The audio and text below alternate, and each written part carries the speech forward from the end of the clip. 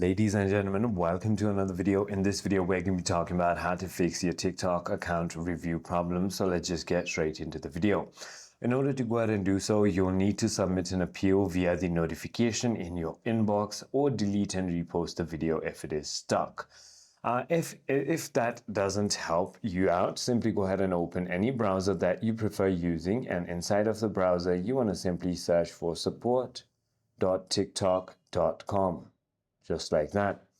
Once you've done that, you're going to be taken to this page right over here, and then simply go ahead and search for review problem.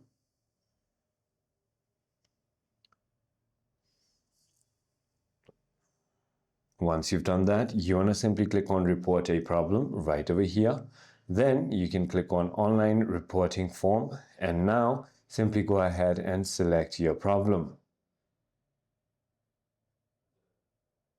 So you could simply go ahead and select any of these and then simply go ahead and fill it out right over here by writing additional details, and it should fix your problem. I hope this video clarifies everything for you. If you have further more queries, feel free to comment down below, and I'll see you on the next one.